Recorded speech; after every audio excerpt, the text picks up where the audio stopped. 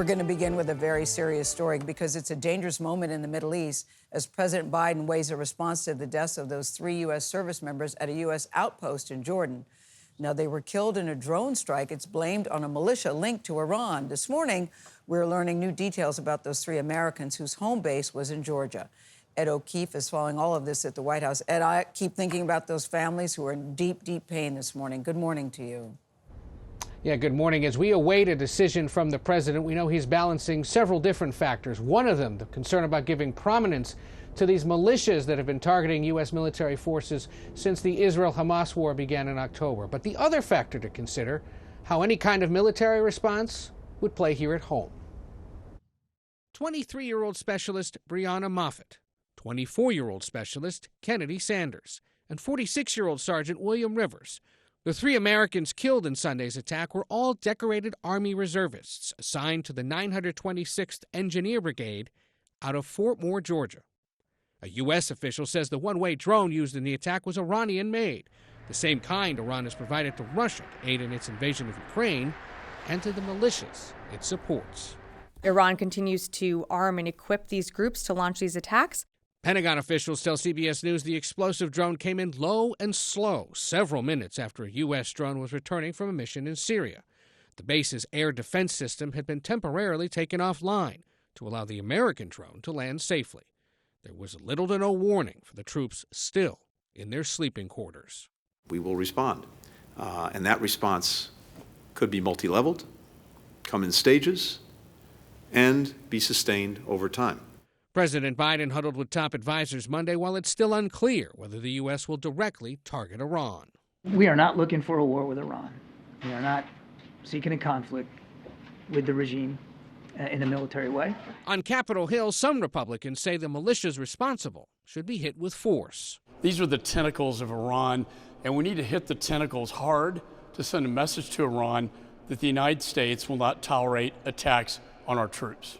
While some Democrats are urging caution.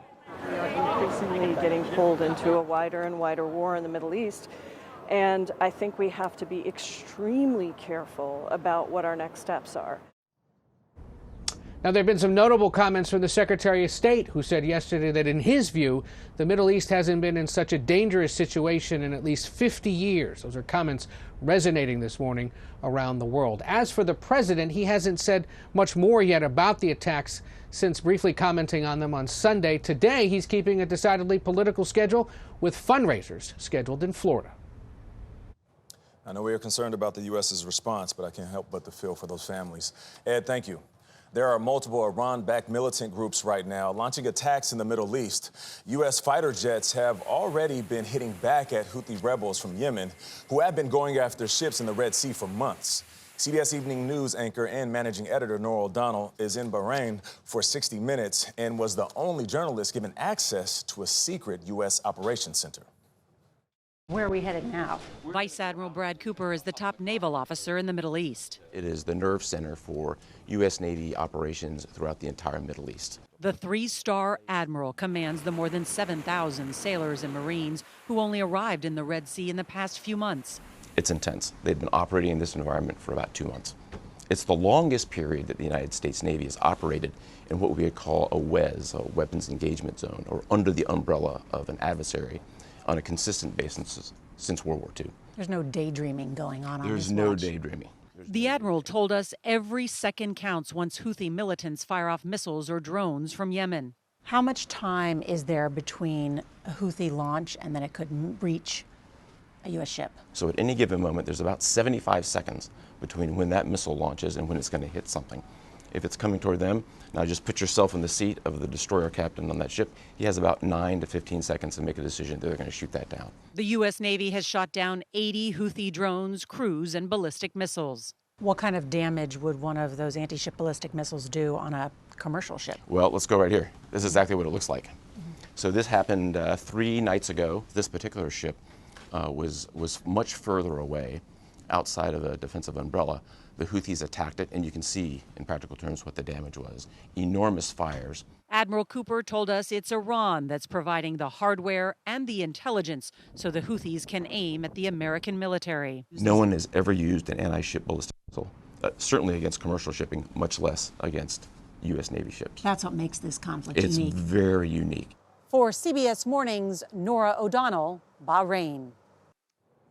The U.S. is among at least 15 countries pausing funding to a UN aid group for Gaza over allegations that a dozen or so workers there had ties to or were even involved in the October 7th attack inside Israel. The group's advocates say now this move punishes millions of innocent civilians, making a desperate situation there inside Gaza even worse. Deborah Patta is following this from Tel Aviv for us. Deborah, not a good situation. Among the allegations from the Israelis are that as many as 1,300 members of this UN group are members of Hamas as well, and that IDs were found on the bodies of militants inside Israel. Good morning to you. A very good morning. Well, the United Nations has said it's horrified by the allegations and has launched an internal investigation. It says any of its employees involved in acts of terror will be held accountable, including through criminal prosecution. Hunger is circling Gaza. After nearly 4 months of war, famine is at the door. With more than 2 million people depending on UNRWA, the accusations could not have come at a worse time. In a document given to the UN, Israel accuses 12 UNRWA employees of being involved in the October 7 Hamas attack, including the kidnapping of Israeli citizens and a kibbutz massacre of 97 people. Deeply, deeply troubling. Secretary of State Antony Blinken has stressed the accusations are highly credible and it is essential that the UN resolves this quickly. No one has the reach, the capacity, the structure to do what UNRWA has been doing. It's important, more than important, imperative that role continues. But the US and 14 other countries, as well as the European Union, have suspended aid to the relief agency. It's a death sentence, says Ahmed al-Nahal, as calls for a ceasefire grow louder. We want them to release the hostages, Samira Hassan told us, and stop this war. That anger is echoed by many families of those still being held hostage. Mayan Seagal is among them, terrified her uncle and stepdad might not make it out alive. This is really a matter of life and death. So I don't know if everybody is doing enough. Everybody should do more because that has to end, and it has to end now. And a new hostage deal is now on the table. The White House says a lot of work still needs to be done to finalize it, but it includes an extended ceasefire in exchange for a large number of the more than 130 hostages still being held. Gayle? Thank you, Deborah Patta, reporting in Tel Aviv. We expect some heated arguments on Capitol Hill later today, where House Republicans are going to move forward with a plan to impeach President Biden's Homeland Security Secretary. They argue that he has failed to enforce and follow immigration law. Democrats say Republicans, they're just playing politics. Scott McFarlane is on Capitol Hill with more on this story. Scott, good morning to you. Gayle, this is a very rare step. The last time Congress impeached a cabinet secretary was after the Civil War. Critics say it's a dangerous precedent and it achieves little. The House Homeland Security Committee meets this morning to give initial approval to 2 impeachment articles against Alejandro Mayorkas. Republicans argue the Homeland Security Secretary has breached the public trust and willfully failed to enforce the law. They say he's been negligent as thousands of migrants crossed the border, including 4,000 on Sunday alone. Mayorkas, in response, released a letter this morning to the committee chairman saying the false accusations do not rattle him. And he says his agency has not only provided testimony, but thousands of documents, hundreds of briefings, and quite clearly is enforcing the law. Meanwhile, Democrats have blasted these proceedings, calling them an abuse of power and saying they stand little chance of passage in the U.S. Senate. Meanwhile, Mayorkas has been a key negotiator here on Capitol Hill as the Senate tries to pass new border security law, and these impeachment proceedings certainly complicate what are already fragile negotiations. Tony?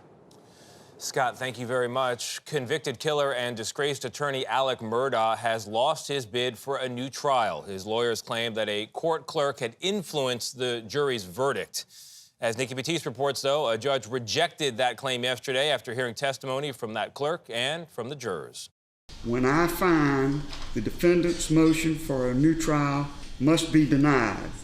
After an all-day hearing on Monday, the judge's ruling was swift, denying Alex Murdaugh, who was facing life in prison for killing his wife Maggie and son Paul in 2021, a redo in court. 6 months after the trial, Murdaugh's lawyers filed a motion accusing court clerk Rebecca Hill of pressuring the jury to quickly render a guilty verdict to benefit sales of her tell-all book. How much money did you make off that book? On Monday, Hill was grilled under oath. I did not have a conversation with any juror about anything related to this case. But Judge Toll did not fully buy her answers. I find that the clerk of court is not completely credible as a witness. Ms. Hill was attracted by the siren call of celebrity. The judge also heard from the 12 jurors who rendered the verdict. Only 2 testified they heard Hill make comments about Murdaugh, including one who recalled that Hill said to watch Murdaugh's actions and watch him closely. She said that influenced her verdict. She made it seem like he was already guilty.